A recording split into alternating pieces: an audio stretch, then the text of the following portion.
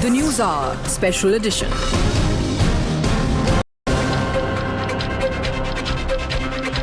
नमस्कार दर्शकों, मैं हूं नाविका कुमार और आज आपके लिए लेके आई हूं दीपावली का स्पेशल एपिसोड।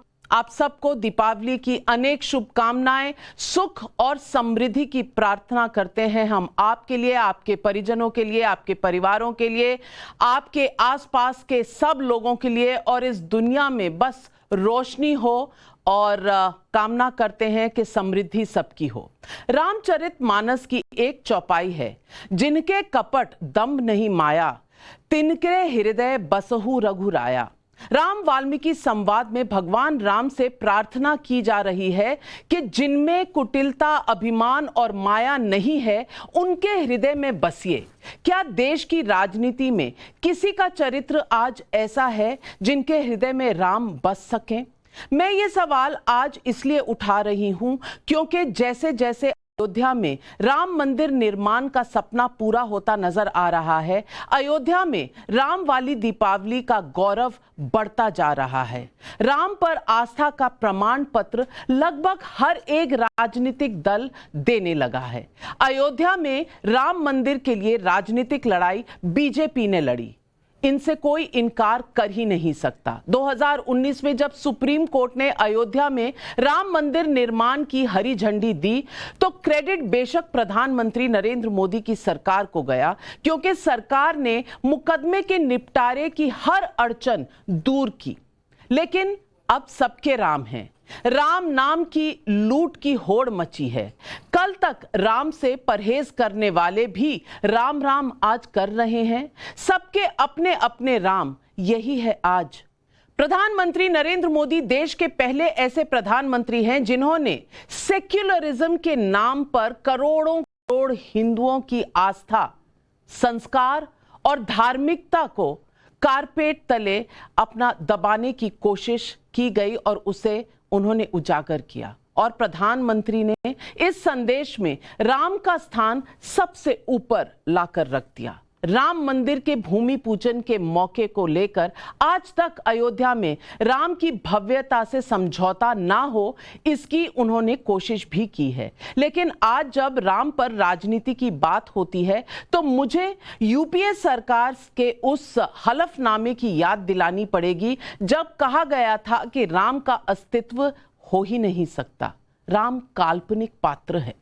हालांकि इस हलफनामे को वापस ले लिया गया था, लेकिन ये एक सोच तो थी और ये सोच कांग्रेस की सारी दुनिया के सामने उजागर हो गई। इसी सोच ने राम को राजनीतिक बनवास दिया। 1990 में समाजवादी पार्टी की सरकार में राम मंदिर आंदोलन में किए गए कार सेवकों पर गोलियां भी चलाई गई थी। विपक्ष के लिए ये सेक्युलरिज्म का प्रमाण पत्र था, इसकी गाथाएं सुनाई जाती थी।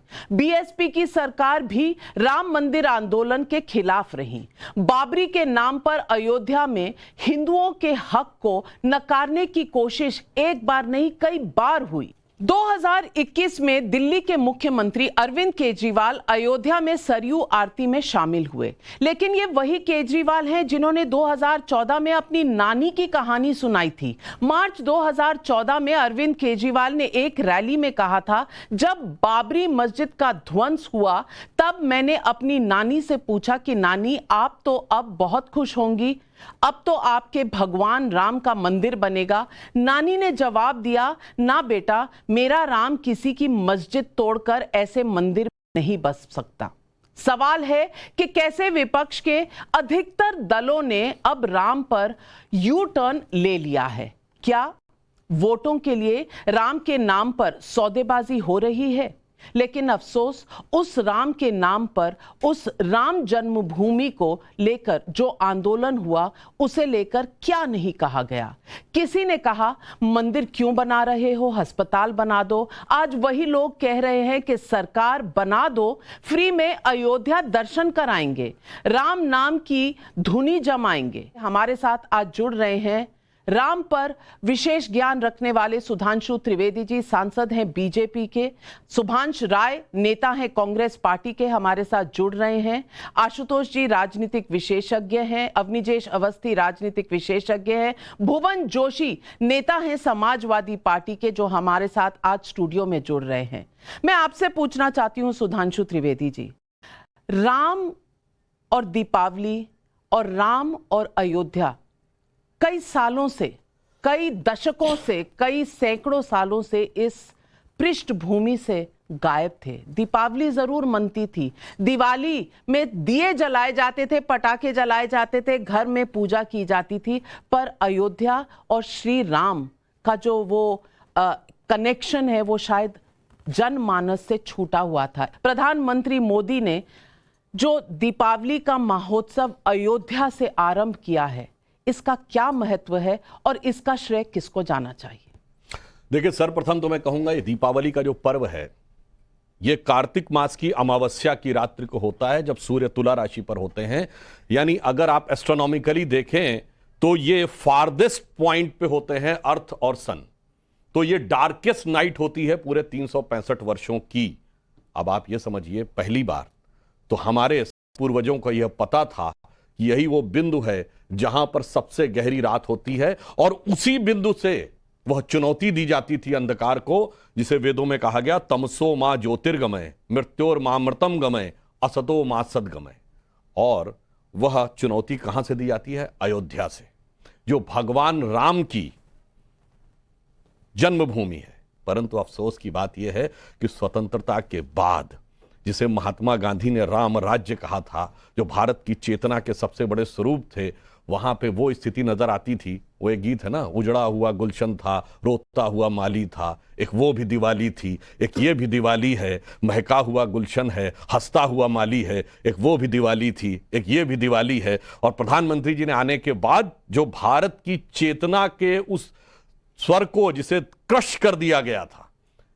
मैं एक बात कहना चाहता हूं, जब राम मंदिर आंदोलन शुरू हुआ, हम लोग बच्चे थे, कहा जाता था ये आरएसएस वाले फेनेटिक हैं, मंदिर को लेकर कोई आंदोलन हो सकता है। याद करिए, ये राम कथा में हुआ था, जब धनुष तोड़ने के लिए भगवान राम गए थे तो क्या कहा गया था? रावण बाड़ा सुर से योद्धा जब हारे धनुष उठाने में, तो समय व्यर्थ क्यों करते हो बच्चों से खेल खिलाने में। धनुष तोड़ा, तमाम राक्षस आए, उन्होंने कहा अरे इनको तो मैं चुटकियों में उनको समाप्त किया। फिर जन जन तक जाकर सबको एकत्र करके धर्म की स्थापना की, और उसके द्वारा संपूर्ण समाज में एक नई चेतना को स्थापित किया। और पॉलिटिकल एंगल पे कहूं, जितना अभी आपने कमेंट्री में बताया, विवादित ढांचा गिरने के बाद 1993 के चुनाव में हम सबसे बड़े दल थे, मगर सपा बसपा कांग्रेस आई, सब मौसेरे भाइयों ने मिलकर सरकार बना ली थी। तो एक नारा चला था, मिले मुलायम काशी राम, हवा में उड़ गए जय श्री राम। तो उस समय हमारी एक नेत्री थी जिन्होंने कहा था, यह नारा जानते हैं क्यों लग रहा है?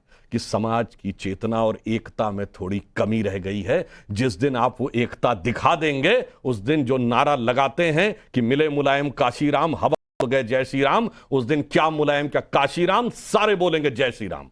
और आज देखिए, जा पर कृपा राम की होई, तापे कृपा करे सब कोई। आज सभी, और मैं इसमें कब नहीं कहता, कोई बात नहीं, पुरानी बात छोड़ जाइए।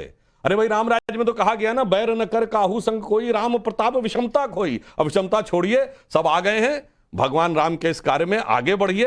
पुरानी गलतियों को अब कम से कम स्मरण मत करिए, उन घावों को मत कुरेदिए, और सकारात्मक दिशा से वही राज्य जो अनादिकाल से भगवान राम का आदर्श, जिसे बापू ने अपना आदर्श माना, जो संविधान की मूल प्रति में जिसका चित्रण है, और देश विदेश के भिन्न भिन्न कोनों में जो भारतीयता का प्रतीक है, उसको जो आज इस प्रधानमंत्री जी ने दीप पर्व पर एक नई ज्योति के साथ आगे बढ़ाए हैं, हम उस दिशा में आगे बढ़ें। यही मेरा सभी राजनीतिक दलों से आह्वान है, इस समय आपसी विषमता को छोड़कर आगे बढ़ना चाहिए। सुभांश राय जी, मैं आपसे पूछना चाहूंगी, आज तो कम से कम राम के अस्तित्व पर कोई प्रश्न चिन्ह नहीं है ना?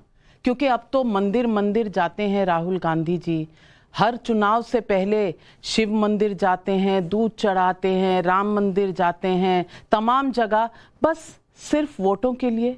क्योंकि जो राजीव गांधी से शुरू हुआ था केवाड़ खोलना, उसके बाद से मुझे लगता है कहीं ना कहीं कांग्रेस के मन में दुविधा थी कि सेक्युलरिज्म करें, मुस्लिम वोट बैंक बनाएं, या फिर हिंदुओं की तरफ जाएं और उन्होंने सेक्युलरिज्म, जिसे कहते हैं अपीजमेंट, तुष्टीकरण का रास्ता अपनाया और कहीं प्रभु राम को भूल गए।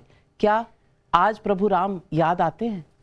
नविका जी, सबसे पहले तो पूरे ब्रह्मांड को दीपावली की बहुत सारी शुभकामनाएं और बधाई, और उनके साथ साथ कुछ विशिष्ट लोगों को बधाई जिनके सोचने और समझने की शक्ति खत्म हो गई है। शायद वो मर्यादा पुरुषोत्तम को मर्यादा और पुरुषोत्तम में अलग अलग करके रखना चाहते हैं। आपके पैकेज में 2-3 चीजें थी। मुझे पैकेज देखकर शायद ऐसा लगा कि पैकेज में ये बताने की कोशिश की जा रही है कि 2022 में पहली बार दीपावली मनाई जाएगी और 2022 में ही पहली बार आप शायद दीपावली देखने जा रही हैं। जिस राम की आपने चर्चा करी है वो मर्यादा पुरुषोत्तम लोगों के कण कण रज रज में बसते हैं। नविका जी, पहले तो एक क्लियर हो जाइए। दूसरी इंपॉर्टेंट बात, आपने अपने पैकेज में कहा कि क्या इसके लिए क्रेडिट भारतीय जनता पार्टी को नहीं देना चाहिए। मैडम, बिना राम का नाम लिए संसार और सृष्टि अधूरी है। अगर आपको वाकई क्रेडिट देने का मन है तो क्रेडिट देने से पहले एक बार अपने मानस पटल पे जोर डालिए और याद करिए कि राम मंदिर का दरवाजा किसने खुलवाया था? वो कांग्रेस की सरकार थी। राम लला का पूजा पाठ शुरू कराने का प्रावधान किसने कराया था? वो कांग्रेस की सरकार थी। आप चूंकि अपने पैकेज के माध्यम से बताने की कोशिश कर रही थी कि वो नरेंद्र मोदी जी ने कराया था, ऐसा नहीं हुआ था। अब तीसरी इंपॉर्टेंट बात देखिए, दीपावली उस हर्षोल्लास का नाम है जब राजा रामचंद्र जी ने रावण को हराया, वहां मां जानकी को लिए और 20 दिन बाद श्रीलंका से, जो आज की लंका है, 20 दिन बाद वहां से पहुंचे। इस उत्साह के साथ पूरे हिंदुस्तान मनाया जाता है। लेकिन कहने का आपका विधान थोड़ा अलग था। राम को शब्दों में नहीं आंका जा सकता। और जो आपने खासकर राहुल गांधी जी का जिक्र किया है, राहुल गांधी जी और कांग्रेस जब पीछे कभी राजनीतिक यात्राओं में जाते होंगे मैडम ना, तब कैमरे का चलन नहीं था, हर चीज का फोटो नहीं होता था। इसका साक्षात उदाहरण मैं आज आपको देता हूं। केदारनाथ, बाबा केदार के गर्भगृह में कैमरा नॉट अलाउड है, वहां की लाइव तस्वीरें दिखाई जा रही थी। इसका मतलब पूजा पाठ से ज्यादा कैमरे को प्राथमिकता दी गई है। सिंपल सी बात है। वहां मोटे मोटे अक्षरों में लिखा है, इसे आप हटा नहीं सकती, इसे आप बदल नहीं सकती। शायद आस्था में कहीं कैमरे के साथ नहीं होता। नहीं, आस्था प्लीज, आस्था कैमरे के साथ नहीं होता। बोलने की इजाजत तो बोलिए ना भैया, आपका ही फ्लोर है। हिंदू धर्म में आस्था, केदारनाथ की पूजा का लाइव स्ट्रीमिंग भी देख सकते हैं। आप घर बैठे जो लोग जा नहीं सकते वो लाइव स्ट्रीमिंग देख सकते हैं। आपकी मर्जी है, आप उसको स्विच ऑन करें या ना करें। सुधांशु, मैं क्या गलत कह रही हूं? तो आम पब्लिक जब वही सेम दर्शन करने जाती है और वो भी चाहती है कि मैं अपने फेसबुक लाइव से अपने घर वालों को दिखाऊं, तो देश की साधारण जनता के लिए वो कैमरा नॉट अलाउड का बोर्ड क्यों लगा दिया जाता है? तब आपके सवाल कहां छुप जाते हैं? छुप जाते हैं? मैं आप जी नहीं, अरे मैडम प्लीज देखिए, मैंने कहा ना कि थोड़ा राम न कड़कड़ और रजरज में बसते हैं। नहीं, मैं तो आपकी याददाश्त की दाद देती हूं कि 1986 के किवाड़ खोलने इनको याद है। उसके बाद जो राम लला में थे और उनकी पूजा हो रही थी, वो याद क्यों नहीं है सुधांशु त्रिवेदी जी? और ये कह रहे हैं 2004 में राहुल गांधी पॉलिटिक्स में आए तो कैमरा ही नहीं थे।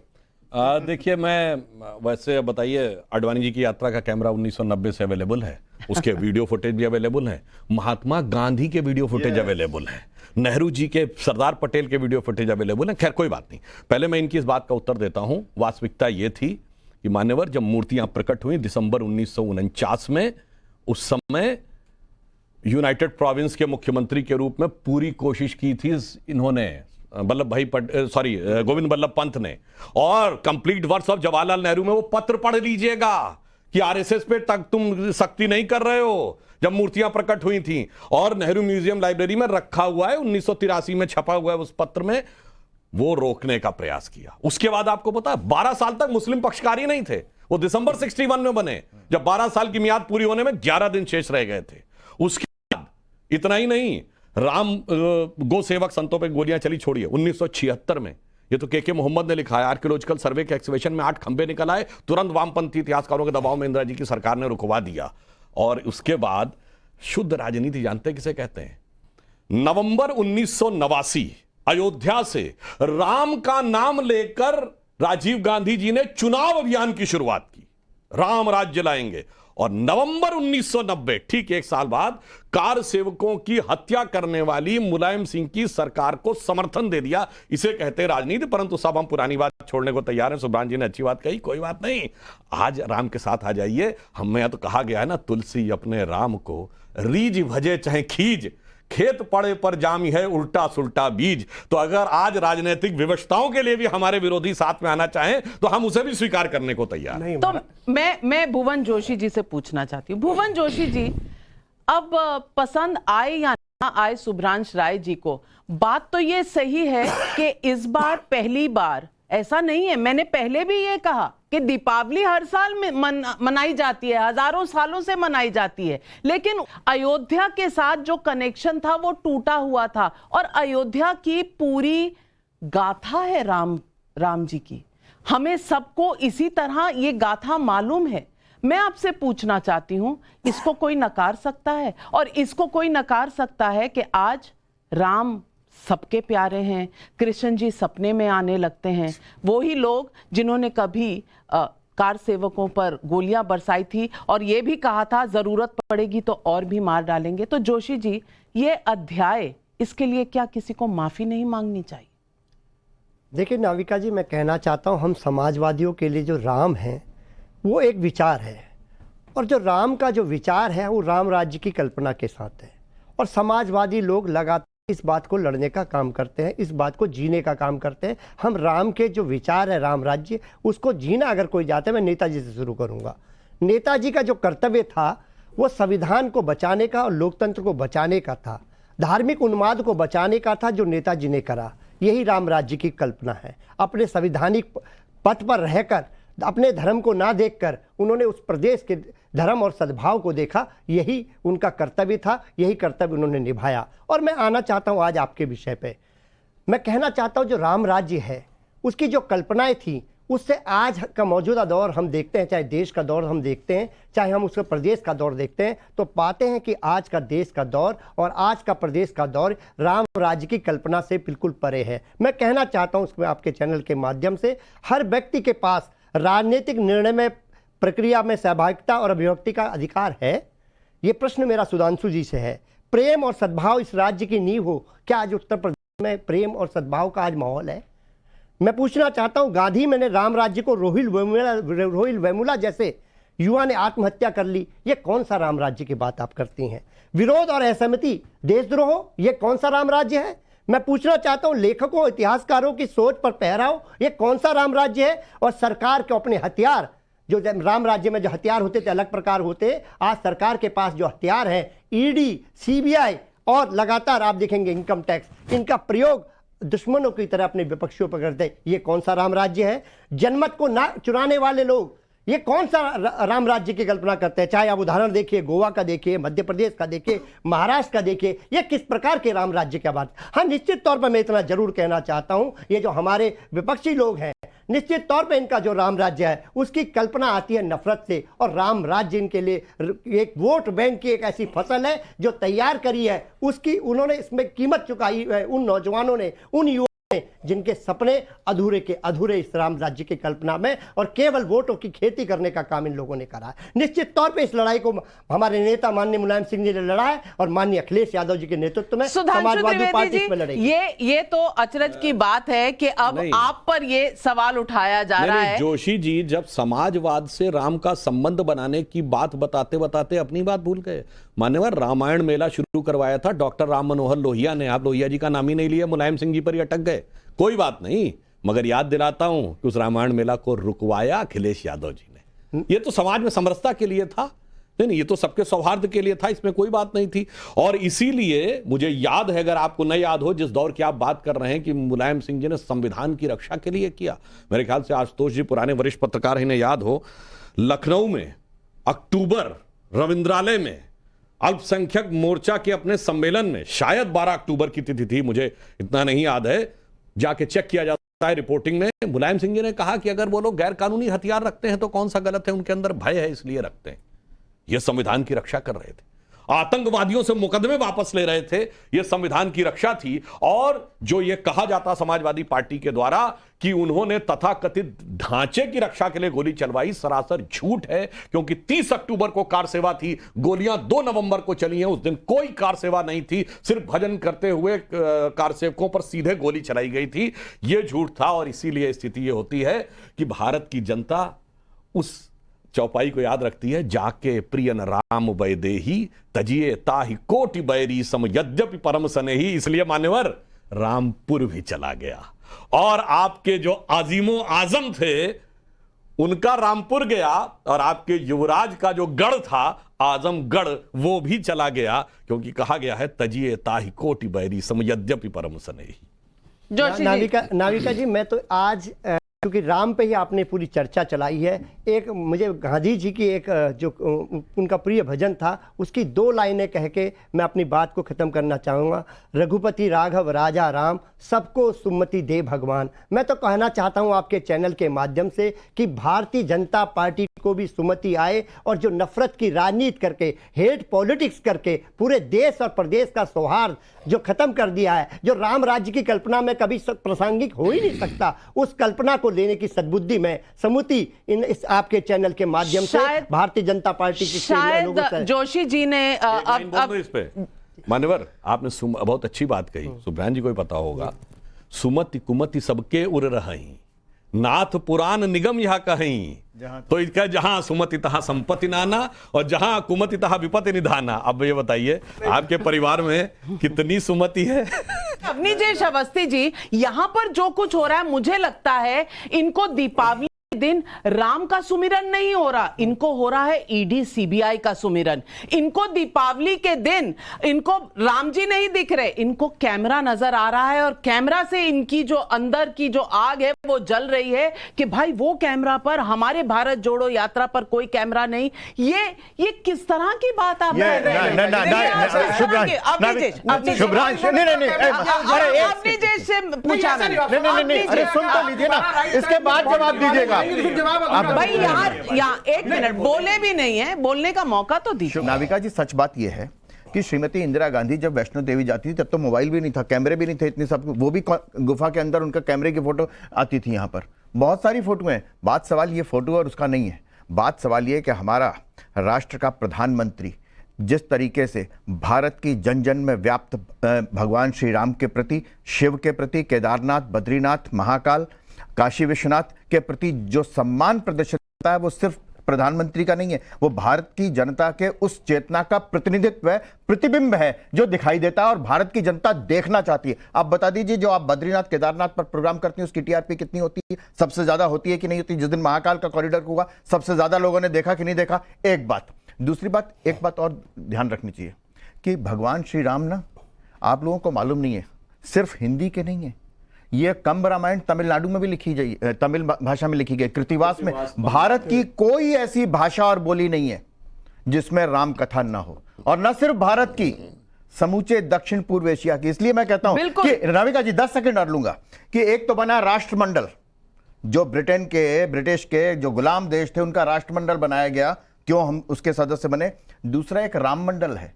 आप समूचे दक्षिण भारत एशिया में देखेंगे, इंडोनेशिया, कंबोडिया, जावा, सुमात्रा, बाली, लाओस, जापान तक, ये पूरे हर जगह एक एक अपनी अपनी रामकथा है। वहां पर दीवारों पर आज तक है, मॉरिशस में आज तक, वहां पर राजेंद्र अरुण पिछले कोरोना के पहले तक रोज वहां पर रामकथा होती थी और सड़क पर पब्लिक हजारों की संख्या में रामकथा सुनती थी। यह है राम का। और इस समय यह भी ध्यान रखना चाहिए कि कर्नाटक के एक क्षेत्र में दिवाली क्यों नहीं मनाई जाती? शुभ्रांश जी ये बता दीजिए आज आप।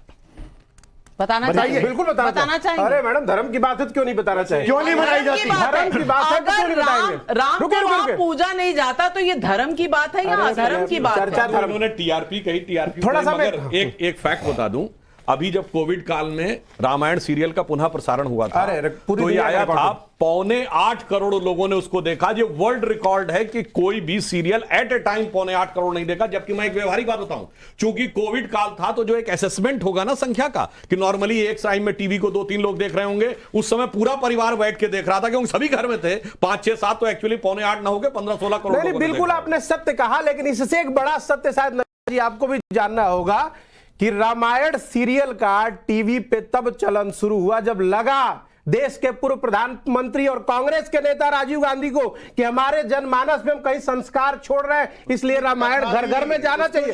शुरुआत होने की तो था भी पढ़ लीजिए। क्या 2014 में आया था? भाई साहब, फिर राजीव गांधी के जाने के बाद रास्ते से भटक क्यों गए? यही तो है सवाल पब्लिक का, यही तो है सवाल पब्लिक का कि राजीव गांधी के समय में कपाट खुले थे, मूर्तियां प्रस्तुत हुई थी जब तब, और उसके बाद रास्ता क्यों भूले? भाई साहब, अगर इस बात का आप जवाब पब्लिक को दे दें तो शायद पब्लिक समझेगी। लेकिन मैं आशुतोष जी से पूछना चाहती हूं, आशुतोष जी, राम डिविडेंड यानी कि राम की स्तुति करने में आज कोई पीछे नहीं हट रहा, क्योंकि उन्हें पता है कि इस देश की जो अधिकतर पॉपुलेशन है, जो जनमानस है, उसके मन में राम बसते हैं और ये उनका एक घर का रिश्ता है राम के साथ। कुछ भी होता है हाय राम लोग बोलते हैं, घर में आपके बच्चे होते हैं तो आप बोलते हैं ये राम जैसा है।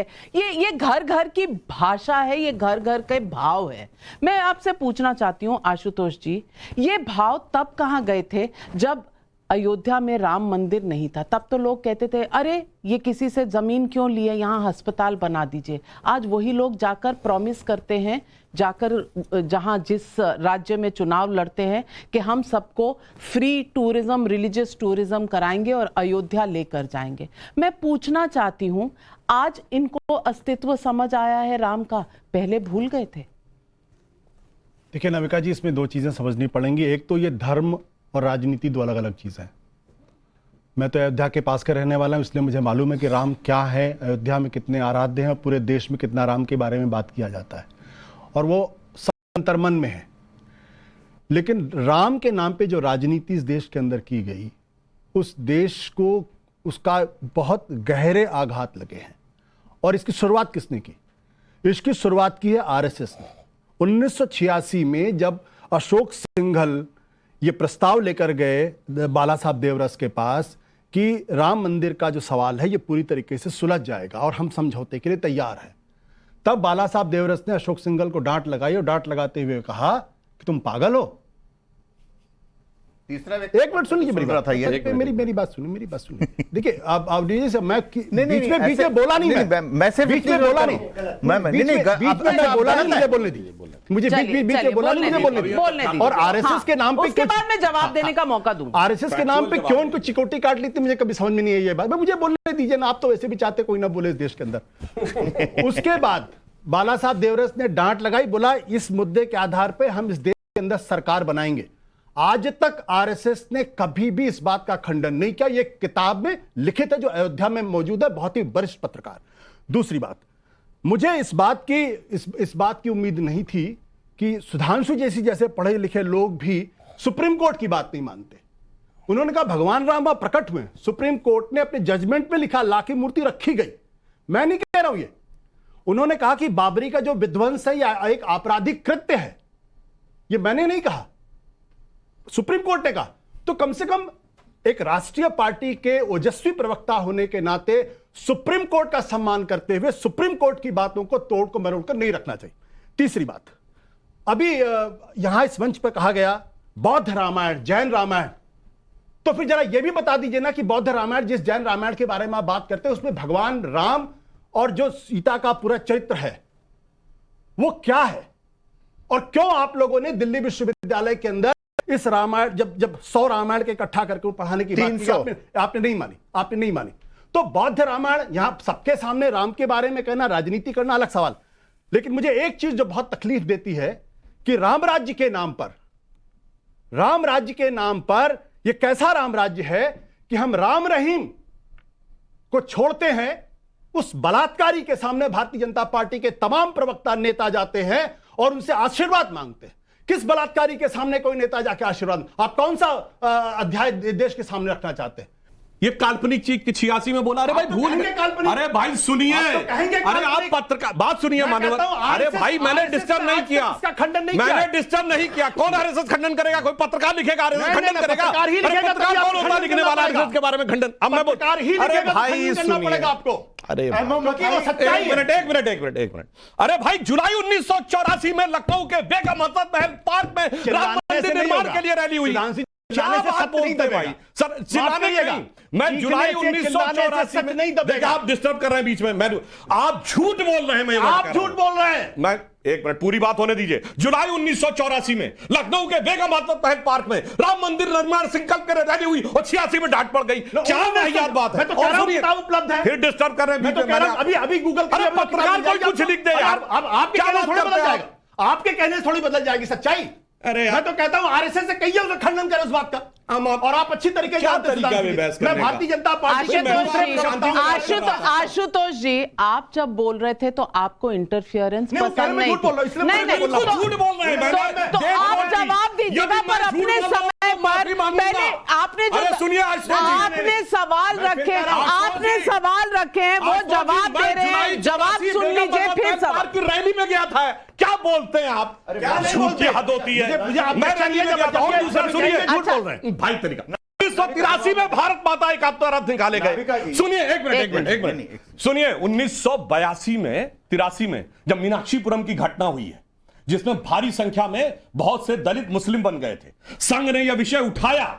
उसके बाद इंदिरा जी ने हस्तक्षेप किया और वो वापस आए। वहां से राम मंदिर का मुद्दा आया था। कहां 86 में चले गए? के संपादक की किताब। अच्छा चलिए आज तक अगर 84 जुलाई की रैली नहीं निकली तो मैं माफी मांगूंगा, वरना आप माफी मांगेंगे। बोलिए अगर जुलाई 84 की रैली मेरी रिसर्च टीम चेक कर रही है 84 की बात। अरे भाई मैं तो अच्छा ये बताइए, जब मूर्तियां पहले सुनिए, जब मूर्ति हुई थी सबसे पहले प्रकट हुई तो पूजा किसने की थी? अरे भाई मैंने कहा सुप्रीम कोर्ट ने जो कहा, सुप्रीम कोर्ट ने जो कहा वो सही है गलत? सुप्रीम कोर्ट ने जो कहा वो सही है गलत? सुप्रीम कोर्ट ने जो कहा वो सही है गलत? नहीं, आप कौन से आपने सवाल, मैं आ रही हूं महंत दिग्विजय रांची ने उसकी पूजा की, जो वर्तमान मुख्यमंत्री योगी आदित्यनाथ जी के गुरु थे। कहां 1949, कहां 86 में लाख डांट पड़वाने लगे। चलिए अवनीश अवस्थी जी इंटरव्यू। मुझे मालूम है कि किताब का हवाला देकर के आज से 10 साल बाद 20 सुधांशु जी 10 साल बाद, 20 साल बाद, 50 साल बाद ये किताब का हवाला दिया जाएगा कि 26/11 आरएसएस ने करवाया था। इस किताब में लिखा था। एमओ मथाई तो साथ में रहे थे नेहरू जी के। आप कहें तो उनके कुछ पंक्तियां पढ़ के सुना दूं? सुना दीजिए। सुना दीजिए। बैन हुई थी किताब। कौन सी किताब बैन हुई है? आपके अंदर मैं जॉन ऑफ कैनेडी, सुधांशु जी बता दीजिए, जॉन ऑफ कैनेडी इतनी किताबें बताऊंगा, इतनी किताबें बताऊंगा। मैंने कहा किताबों के बारे में माफ कीजिएगा, दीपावली के दिन राम की बात थी। राम की बात से नेहरू पर चले गए। राम की बात से सुधांशु एक मिनट सुनिए। सुधांशु जी इतना जवाब दीजिए कि राम राज्य में भारतीय जनता पार्टी मुझे बोलते हुए शर्म आ रही है। मुझे शर्म आती है बोलते हुए। अपने देश के पहले प्रधानमंत्री के बारे में जो लिखा उन्होंने वो मुझे शर्म आती है। चलिए जवाब दे रहे सुनिए। अलबत्ता ये नहीं बताया कर्नाटक में दिवाली क्यों नहीं मनाई जाती। किस किताब का भी जिक्र करूंगा जिसमें अटल जी के बारे में मुझे आप नहीं बोल पाओगे। आप नहीं बोल पाओगे। बोलने वाली ऑथेंटिसिटी क्या है? अरे बलराज मधोक आपके अध्यक्ष थे, पूरी किताब पढ़ी हुई है। कि मुझे तो अपने पहले प्रधानमंत्री के बारे में जो उनके उन्होंने पार्टी के अध्यक्ष सवाल भी आपके, जवाब आप देने भी नहीं दे रहे। हो गया कि भारतीय जनता पार्टी राम राज्य में बलात्कारियों के साथ खड़ी है। जवाब नहीं देना चाहते। एक मिनट सुधांशु जी, जब जवाब देना चाहते हैं आप बीच में बोलते हैं और फिर कहते हैं जवाब। चलिए जवाब। अब मैं शांति से बोल लूं? जी ठीक है। बिल्किस बानो से बलात्कार करने वाले बलात्कारी 14 साल की सजा काट के बाहर आए। ठीक, इमराना से बलात्कार वालों के साथ क्या हुआ? इमराना से उसके ससुर ने बलात्कार किया और उसके बाद फतवा जारी हो गया कि अब वो अपने ससुर की पत्नी और पति की मां हो गई। पीड़िता को यह पुरस्कार मिला। और उस सुनिए कहां लिखा है कि 3 साल की बच्ची को रिश्ता कराकर उसकी जान ले ली थी और उसके बाद उसे माफी दीजिए? कहां लिखा है? क्लोजर रिपोर्ट लगवाई थी। एक मिनट रुके। हिंदू धर्म के किस अध्याय किस संसर्ग में लिखा है कि आप 3 साल की बच्ची को दीवार में टकराकर उसकी जान ले लो? पूरी बात करने दीजिएगा। सपा बसपा की मिली हुई सरकार थी। और सुनिए, और वो मौलवी साहब मुफ्ती मुकर्रम आली। और सुनिए, इतना ही नहीं, गिरजा टिक्कू नहीं याद है? सामूहिक बलात्कार के बाद आरे से काट दिया गया और एक स्त्री नहीं पूरी कौम से कहा गया अलिफ गलिफ खलिफ, जाओ कन्वर्ट हो जाओ या मर जाओ और अपनी औरतों को छोड़ जाओ। और इतना नहीं, उसके आरोपियों को प्रधानमंत्री आवास में बुलाकर सम्मानित करके बात ठीक है ठीक है इतनी किस बानों के साथ भी जवाब। मैं सिर्फ एक ही समुदाय की 2 महिलाओं के लिए इतना संवेदना में अंतर क्यों है? इमरान के बलात्कारी को क्या सजा मिली, मैं जानना चाहता हूं। सवाल का जवाब ये बताइए, राम रहीम आपका रिश्तेदार लगता था, बार-बार उसको फरलो क्यों देते? बलात्कारी आपके मित्र लगते हैं। सुब्रांश जी, मेरे एक सवाल का जवाब, जिनका इतिहास शाहबानो, नहीं जिनका इतिहास शाहबानो वाला हो, वो कम से कम महिलाओं के बारे में बात ना करें तो बेहतर है। एक मिनट सुब्रांश जी, आपको क्या हो गया मान्यवर? पहले आप बोले कि 86 में ताला आपने खुलवाया जो कोर्ट ने था। अब आप कह रहे हैं कि राम रहीम को बेल सरकार ने दी, वो कोर्ट ने दी। अब हो क्या गया भाई? आप बोलने में कुछ अरे भाई, जो कोर्ट का दिया वो आपने किया। ये आपके जमाने में सरकार कि भारतीय जनता पार्टी का बलात्कारियों के साथ कौन सा रिश्ता है? भाई साहब, भारतीय जनता पार्टी का बलात्कारियों के साथ क्या रिश्ता है? भारतीय जनता पार्टी को बलात्कारी क्यों प्रिय लगते हैं? हिंदू धर्म और राम संस्कृति में कहां है जो 3 साल के बच्चे को जहां सुधांशु त्रिवेदी जी से सवाल ऊपर तो दही फेंक के चटवा के मरवा देना चाहिए। क्या बात कर रहे हैं? एक मिनट सुब्रांश राय जी, एक मिनट, मेरा भी एक सवाल है। सुब्रांश राय जी, सुधांशु जी तो जवाब देंगे बिल्किस बानो पे और राम रहीम पर। आप मुझे जवाब दे दीजिए, इस देश में रेप कैपिटल कौन सा राज्य है? नहीं, कौन सा ऐसा नेता है जिसने कहा, नाविका जी, कौन सा ऐसा नेता जिसने कहा 56% लड़कियां बलात्कार में झूठ बोलती हैं? अशोक गहलोत आपके मंत्री बोलिए, आपने कहा और उन्होंने कहा। अरे बिल्कुल सही कह रहे हैं। अभी किरण खेर का बयान आया था कि बलात्कार होता रहता है। अब कैमरा आ गया है। आपकी सांसद आपके मंत्री गृह राज्य मंत्री आशुतोष जी आ रही हूँ, याद है? आपके गृह राज्य मंत्री है। एक मिनट, जोशी जी अभी तक नहीं बोले हैं। और जोशी जी, मैं आपसे एक सवाल पूछना चाहती हूँ। आपने कहा हेट स्पीच और ये नफरत की आंधी फैलती है बीजेपी से। मुझे आप बर्ग साहब के बयानों के बारे में कुछ बताना चाहेंगे? क्या नफरत में उनका योगदान किसी से कुछ कम है?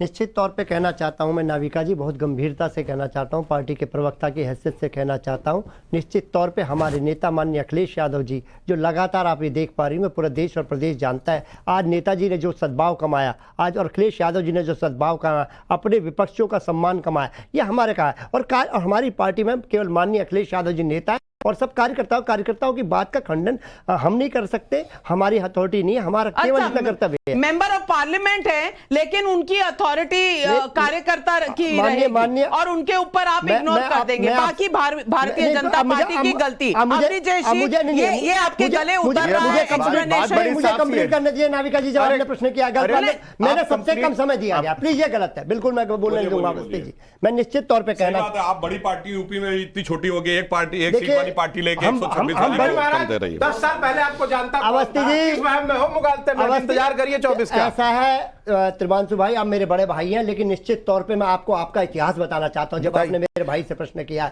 2 सांसद थे, ये सत्ता किसी की सगी नहीं हुई है। ये बात आप गांठ पढ़ ले, हो सकता है मैं आपसे उम्र में छोटा हूं, लेकिन 27 साल का राजनीतिक जीवन मेरा है। मैं आपसे कहना चाहता हूं, आज इतने अहंकार में जो भारतीय जनता पार्टी डूबी हुई है, और आप ये देखिए सौहार्द उत्तर प्रदेश का हिंदू मुसलमान के बीच में कितनी बड़ी खाई आपने पैदा कर दी। आज लोगों को कारोबार भी नहीं कर पा रहे आपस में। तो निश्चित तौर पे जो आपकी हेट पॉलिटिक्स है, इसकी लड़ाई को लड़ने का काम अगर कोई कर रहा है तो माननीय अखिलेश यादव जी कर रहे हैं, और उस नेता के हम सिपाही हैं, मैं गर्व से कह सकता हूं। इनका राम राज्य क्या है मैं बताता हूं। मुझे इस बात में हैरानी नहीं है कि गुजरात की भारतीय जनता पार्टी सरकार ने फैसला किया। इसलिए नहीं हैरानी है क्योंकि गुजरात की वो सरकार थी जिसने बिल्किस बानो के मामले में क्लोजर रिपोर्ट लगा दी थी कि कोई सबूत नहीं मिले हैं और इसके साथ कोई बलात्कार नहीं हुआ है। जब सुप्रीम कोर्ट मामला गया, सुप्रीम कोर्ट ने कहा गुजरात के अंदर न्याय नहीं हो सकता, तो उसको सुप्रीम कोर्ट में कौन गया? महाराष्ट्र। एक मिनट कौन गया? एक मिनट कौन गया ये भी बताइए। अब आप अधैर्य हो रहे हैं। मैंने कहा अब अधैर्य हो रहे हैं ना, क्योंकि सच कौन बहुत गया कड़वा ये है। भी बोलिए ना। सच बहुत कड़वा है। सच कड़वा, इसीलिए तो मैं कह रहा हूं महाराष्ट्र मामला कौन गया? मामला गया नहीं, तब जाता जब कोई जाता है। कौन गया था? सरकार गई थी। रंगे हाथों पकड़े गए, नहीं इसलिए बात मुझे बोलने पकड़े जा रहे, रंगे हाथों पकड़े गए। कौन गया था? कौन गया था? बोलिए गया कौन था? कोई और? ये राम नहीं, ये कंप्लीट बात में आगे बात है ना, तो इसी को पहले कंप्लीट कर दीजिए फिर बात। तो गुजरात की सरकार ने क्लोजर रिपोर्ट लगाई थी, कहा था बिल्किस बानो के साथ बलात्कार नहीं हुआ। अगर सुप्रीम कोर्ट ने इंटरवीन नहीं किया होता तो इन बलात्कारियों को सजा नहीं मिलती। मुझे हैरानी इस बात की नहीं, गुजरात की सरकार ने उनको हजार दिन बलात्कारियों को छोड़ देते हैं, जिनके बारे में कहते हैं कि बलात्कारियों को फांसी की सजा होनी चाहिए। ये वही लोग हैं।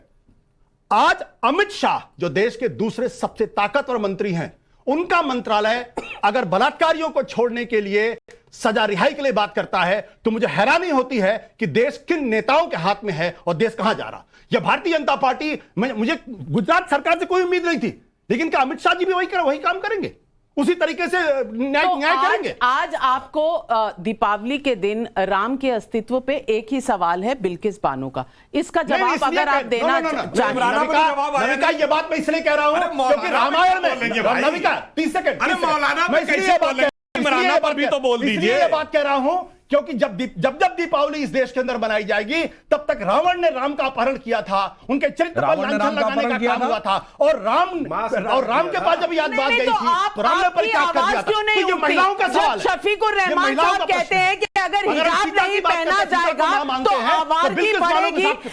शफीकुर रहमान साहब जब कहते हैं कि हिजाब नहीं पहना जाएगा तो आवारगी बढ़ जाएगी, अवनीश जी इस बात पर ये जवाब दे सकते हैं आंखों में आंखें डालकर? शर्मिंदा है, जानते हैं कि सरकार ने गलत काम किया। अब देखिए, मतलब हर बार में बीच में बोलेंगे। बात करते करते आशुतोष जी मुझे ध्यान आया, आपने कहा 86 में डांट पड़ गई थी।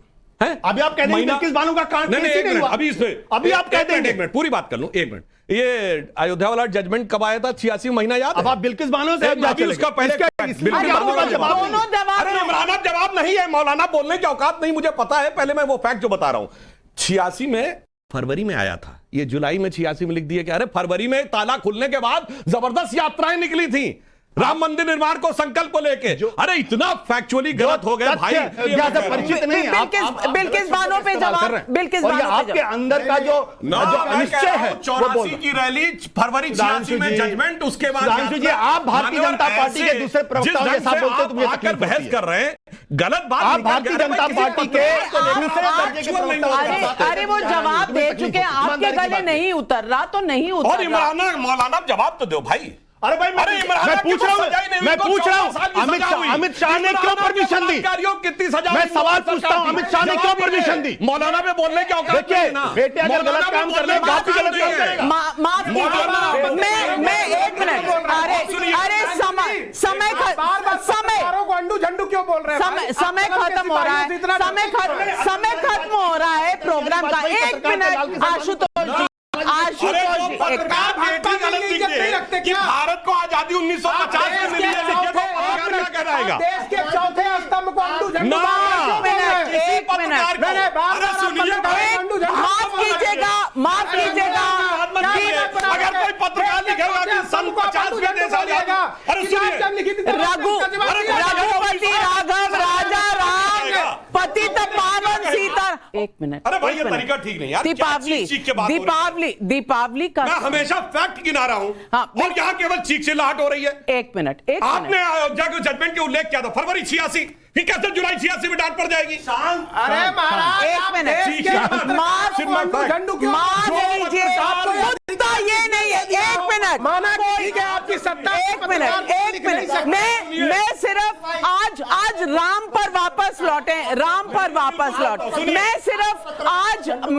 सिर्फ मैं बता रहा हूं, अगर कोई 1950 में महात्मा गांधी ने यह कहा था, उस पत्रकार को आप क्या कहेंगे? अगर